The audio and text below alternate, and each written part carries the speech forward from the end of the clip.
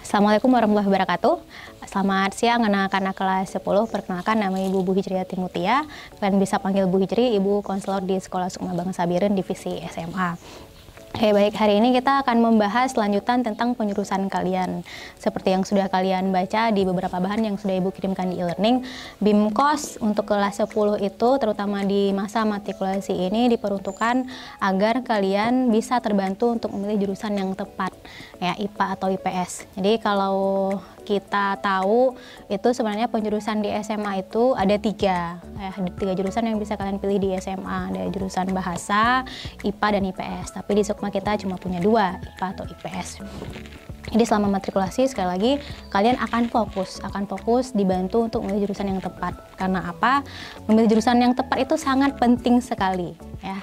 Jurusan yang akan kalian pilih nanti itu akan menentukan 3 tahun kalian di SMA, 4 tahun kalian di masa perkuliahan di kampus, dan seumur hidup kerjaan kalian, ya. Jadi kalau misalnya katakanlah kalian ingin menjadi pengacara, otomatis kalian harus memilih jurusan IPS. Karena apa? Jurusan hukum yang nanti bisa kalian pilih setelah lulus SMA itu ada di jurusan IPS.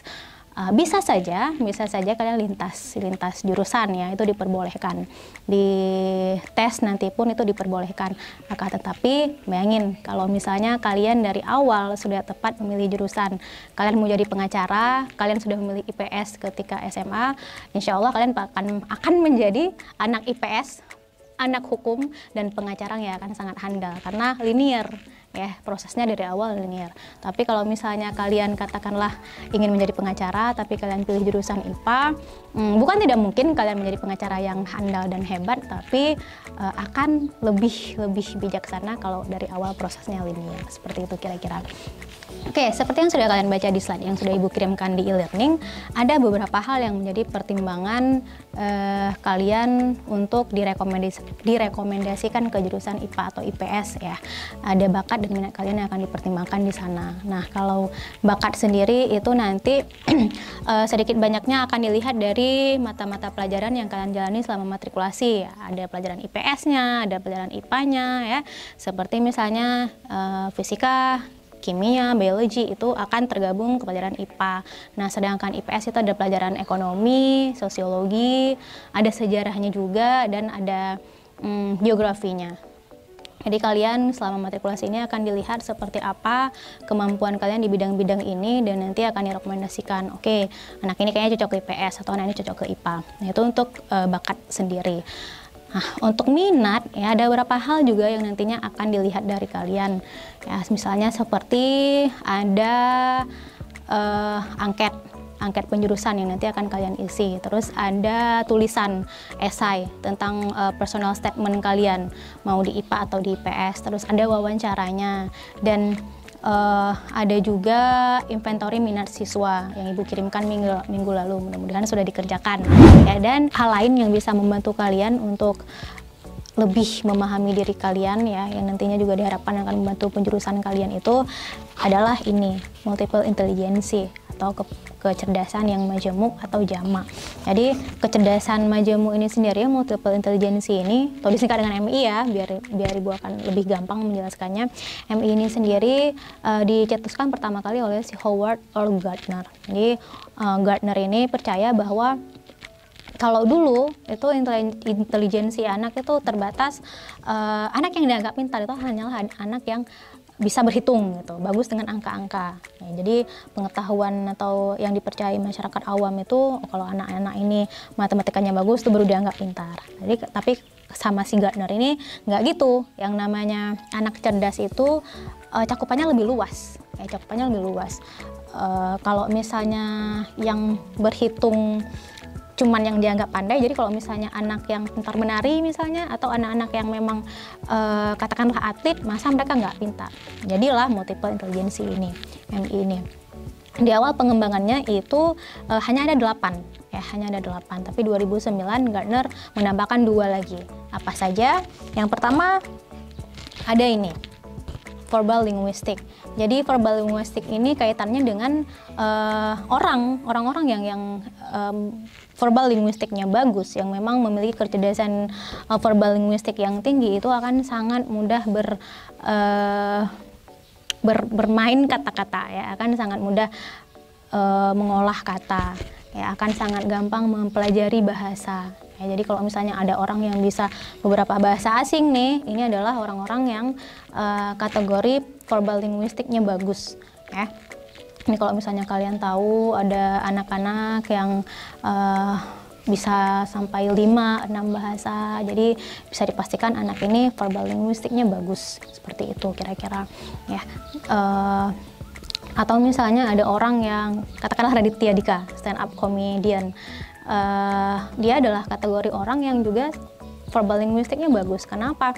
Salah satu indikator orang yang verbal linguistiknya bagus itu adalah orang yang bisa menggunakan humor ketika public speaking. Jadi tidak hanya bagus ketika public speaking, bisa menyampaikan dengan jelas apa yang dia maksudkan, tapi juga bisa memasukkan unsur-unsur atau sedikit humor gitu ya. Jadi dia bisa mengcombine itu. Nah, ada lagi orang yang misalnya bisa menulis karangan, esai ya, itu dengan sangat indah sekali. Bahasa-bahasa, kata-kata yang digunakan sangat tepat, membuat orang gampang paham. Atau misalnya kalian tahu Khalil Gibran atau orang-orang yang sangat pintar membuat puisi, itu ada orang-orang yang verbal linguistiknya bagus. Nah, sekarang pertanyaannya gini, kalau misalnya kalian adalah orang yang verbal linguistiknya bagus, bagusnya ada jurusan mana? Jurusan IPA atau IPS? Oke. Kalau kalian punya satu lagi alternatif, yaitu jurusan bahasa, otomatis kalau verbal linguistiknya kalian bagus, kalian sangat-sangat direkomendasikan untuk mengambil jurusan bahasa. Tapi kalaupun misalnya yang ada hanya jurusan IPA atau IPS, kalian lebih direkomendasikan untuk ada jurusan IPS. Karena apa? Jurusan yang berkaitan dengan bahasa itu banyak ada di IPS-nya, seperti jurusan sastra misalnya, itu hanya ada di IPS. Itu yang pertama, verbal linguistik. Nah, MI yang kedua itu ada logical mathematical ya.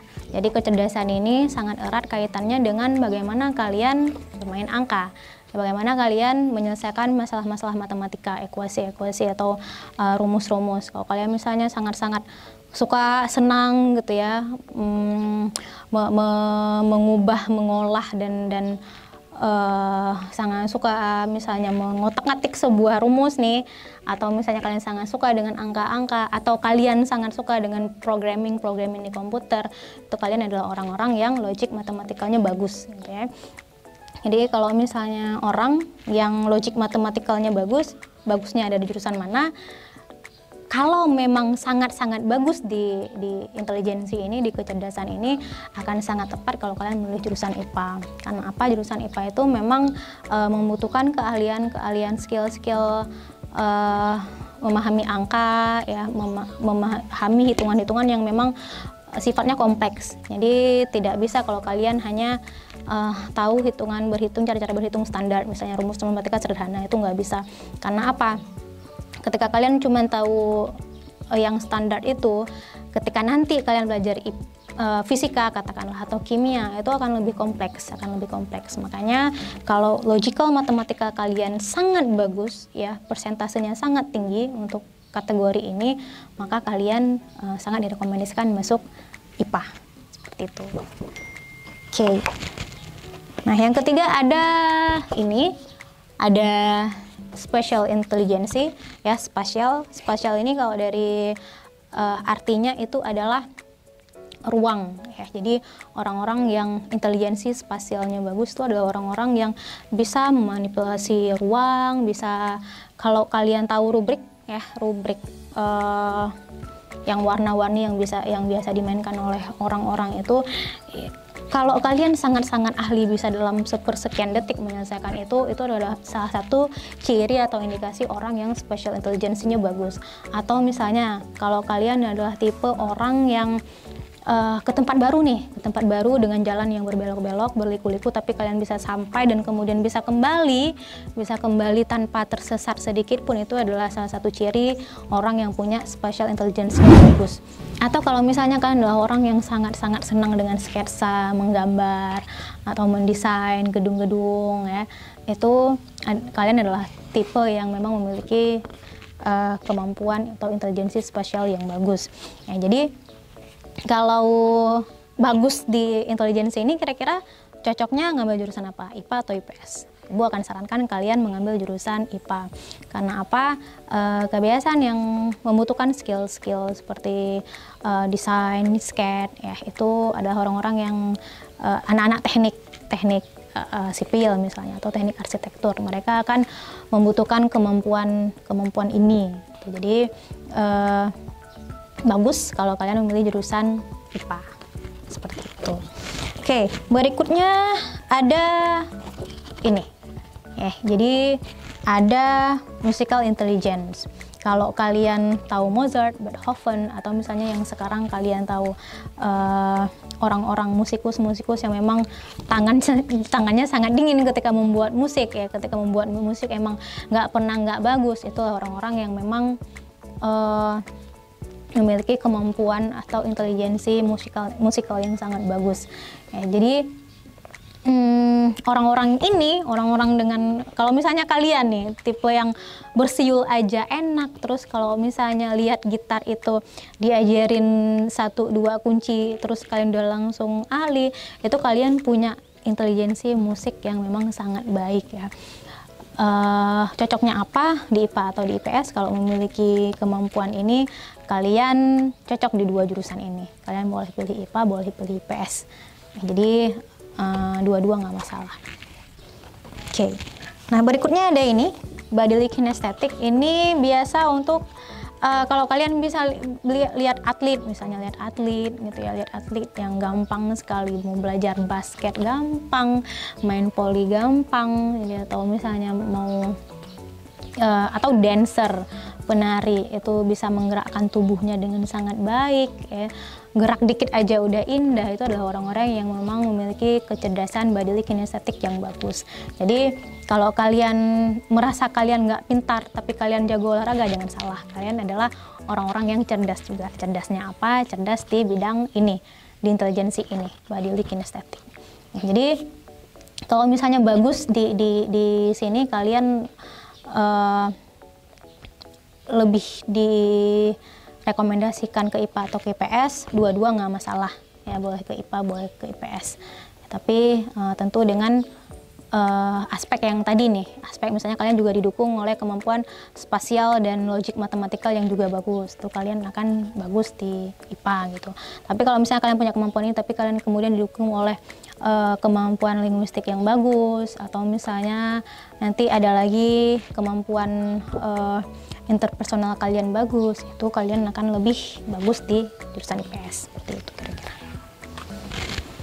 Oke, berikutnya ini dia yang baru saja kita sebut, ada interpersonal intelligence. Jadi interpersonal intelligence ini maksudnya adalah orang-orang yang memang sangat cepat making a friend, terus atau misalnya orang-orang yang sangat gampang bergaul ya, yang sangat gampang beradaptasi dengan lingkungan baru, cepat dapat kawan. Itu adalah orang-orang yang memang interpersonalnya bagus, orang-orang yang kecerdasan interpersonalnya bagus sekali. Atau misalnya kan orang-orang yang mudah sekali berempati, mudah sekali merasakan apa yang orang lain rasakan gitu. Kalian adalah orang yang memiliki ciri intelijensi interpersonalnya bagus. Orang-orang seperti ini, orang-orang dengan kecerdasan interpersonal yang tinggi itu biasanya memang cenderung ekstrovert. Ya, ekstrovert cenderung memang easy going, open orangnya. Jadi gampang menerima situasi baru, gampang menerima orang baru juga gampang. Oke, nah kira-kira kalau misalnya kemampuan atau kecerdasan interpersonal kalian bagus, itu cocok di mana? Itu obvious ya, nyata sekali, jelas kalian cocok di IPS. Karena apa? Yaitu anak-anak IPS memang sangat-sangat butuh ya, sangat-sangat memang diharuskan untuk bisa bersosialisasi dengan baik, ya sangat-sangat peka dengan social life di sekitar kalian, tahu apa yang baru, ya, apa update-nya itu adalah anak-anak yang memang bagus dan direkom ada di jurusan IPS seperti itu kira-kira. Oke, kebalikan dari ini ada intrapersonal. Ya, jadi kalau misalnya inter itu antar individu, antar orang, intra ini lebih ke antara kalian dan diri kalian sendiri. Jadi orang-orang yang intrapersonal intelligence-nya bagus itu memang adalah orang yang memang sangat paham dirinya, tahu apa kekurangannya, apa kelebihannya, ya, tahu apa cita-cita, goalnya, tahu apa, terus dia tahu apa yang dia mau, targetnya apa. Itu orang-orang yang emang intrapersonalnya bagus. Kenapa? Orang-orang ini cenderung introvert. Kalau interpersonal intelligence tadi orang-orangnya cenderung extrovert, kalau ini cenderung introvert. Mereka adalah orang-orang yang tidak banyak memiliki teman, tapi punya 1-2 teman itu akan bertahan lama, ya. Dan orang-orang intrapersonal ini juga biasanya mereka tipe yang suka menghabiskan waktu dengan dirinya sendiri, ya, suka memikirkan tentang apa tujuan mereka, apa yang akan mereka lakukan berikutnya. Jadi mereka suka melakukan refleksi diri, hal seperti itu, meditasi. Jadi kalau kalian adalah orang yang intrapersonalnya bagus, itu ibu akan rekom kalian ke jurusan IPA. Karena apa? Ilmuwan yang ada di jurusan IPA itu keseringan, ya, ketika mereka menemukan sesuatu, itu memang mereka banyak menghabiskan waktu sendiri dan kemudian berinteraksi dengan alam, yaitu untuk menemukan sebuah teori atau misalnya sebuah insight baru, ya, seperti itu. Oke, yang berikutnya ada naturalis. Jadi seperti namanya, naturalis ini, ya, kemampuan atau intelijensi yang emang sangat berhubungan dengan alam sekitar, dengan alam semesta. Jadi orang-orang yang memiliki kemampuan naturalis yang bagus, ya, intelijensi naturalis yang baik, itu adalah orang-orang yang emang sangat attachment dengan alam semesta itu sangat bagus. Pecinta alam, misalnya aktivis lingkungan, atau katakanlah misalnya di rumah kalian nih hobi nih tanam bunga, atau misalnya punya peternakan ayam sendiri nih, kalian punya ayam sendiri, kalian suka dengan hewan, dengan tumbuhan, itu orang-orang yang naturalis, intelijensinya bagus. Oke, kalau misalnya sekarang IPA atau IPS dengan kemampuan ini, itu kalian akan cocok di jurusan IPA, ya. Misalnya tadi kita udah bahas sedikit tentang kemampuan intrapersonal yang emang juga cocok di IPA. Nah, ini juga cocok di IPA. Karena apa? Karena jelas ya, IPA, ilmu pengetahuan alam. Jadi ketika kalian sangat-sangat peka, sangat-sangat merasa dekat dengan alam, sangat-sangat mencintai alam, yaitu kalian akan lebih tepat ada di jurusan ilmu pengetahuan alam atau IPA. Yang berikutnya ada existentialist. Jadi ini adalah salah satu yang ditambahkan oleh Gardner pada tahun 2009. Jadi existentialist ini seperti namanya, existence, ya, atau keberadaan. Orang-orang yang memiliki kemampuan existentialist yang bagus ini adalah orang-orang yang sangat-sangat peka dengan kehidupan. Mereka selalu berbicara tentang filosofi kehidupan, misalnya apa yang terjadi setelah kita mati, kenapa kita ada, orang yang seperti itu. Kalau misalnya kalian suka dengan ilmu filsafat, ya, atau misalnya suka dengan ahli-ahli filsafat, filsuf, ya, katakanlah misalnya seperti Aristoteles atau para ahli filsafat lainnya, itu ada orang-orang yang memang kemampuan atau intelijensi existentialnya bagus sekali. Jadi either kalian mau di jurusan IPA atau IPS, itu sangat baik kalian memiliki kemampuan ini, ya, orang yang memang selalu berefleksi tentang kehidupan. Jadi nggak masalah kalau misalnya kalian mau di IPA, di IPS, kalian punya kemampuan ini. Jadi mau di IPA atau di IPS, kalian memang harus punya kemampuan ini. Nah, Yang terakhir itu ada moral intelligence. Ini juga salah satu yang ditambahkan oleh Gartner pada tahun 2009. Oke, moral intelligence. Ya. Multiple intelligence ini memang kalian bisa satu orang ya, kalian itu bisa punya 2, 3, 4, 5. Memang levelnya yang berbeda-beda atau taraf atau memang persentasenya yang berbeda-beda. Bisa jadi ada orang yang memang logic matematikalnya katakanlah sangat tinggi misalnya, atau orang yang memang verbal linguistiknya sangat tinggi tapi bisa jadi rendah di interpersonalnya, atau sebaliknya, atau misalnya dia bisa punya 5-6 tapi yang satu 50%, yang satu 30%, yang satu berapa persen gitu ya. Nah, untuk moral ini sendiri itu agak berbeda dengan yang lain. Kalau yang lain bisa jadi itu dikarenakan oleh bakat misalnya kan, atau aktivasi otak, tapi untuk moral sendiri ini adalah tentang pilihan kalian. Jadi even ketika kalian nggak punya banyak persentase dari 9 intelijensi tadi, untuk moral kalian bisa punya banyak karena ini tentang pilihan. Yang moral ini adalah kemampuan untuk memilih yang benar dan yang salah. Jadi total ini pilihan kalian. Kalian mau milih benar, kalian akan selalu benar ya. Kalau misalnya milih salah, kalau salah. Jadi kalau ibu sendiri ya, ketika kalian tidak punya 9 kecerdasan yang lain, ketika kalian punya moral ini, kalian akan sangat-sangat akan dihargai di masyarakat ya, di lingkungan kalian. Jadi nggak masalah kalian nggak punya persentase yang tinggi di 9 intelijensi lain, as long as kalian punya cukup moral intelligence. Jadi seperti itu. Nah, itu dia ya 10 multiple intelligence yang sudah ibu bahas. Ibu nanti juga akan menguploadnya di e-learning, kalian bisa baca-baca lagi di e-learning, dan ibu juga akan mengirimkan link. Jadi ada sebuah link untuk mengetes intelijensinya kalian ya. Jadi kalian nanti bisa klik di linknya, kalian bisa jawab. Hanya saja tesnya dalam bahasa Inggris, tapi bahasa Inggrisnya sangat mudah dipahami. Kalau ada yang tidak dipahami, kalian bisa lihat kamus dan kemudian balik lagi ke tesnya, agar kalian tahu kalian punya berapa persen, yang 1 sampai 10 itu kalian punya persentasenya punya berapa. Nantinya kalian bisa merujuk ke setiap penjelasan tadi ibu. Di akhirnya kan ibu bilang, oke, kalau kalian punya ini, kalian bagusnya direkom ke sini, atau punya kemampuan ini, kalian direkom kemana.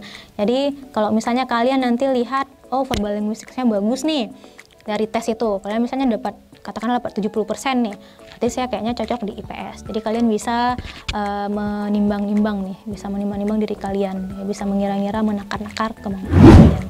Oke, baik, sekian dari ibu. Mudah-mudahan pandemi ini cepat berlalu dan kita bisa bertemu secepatnya.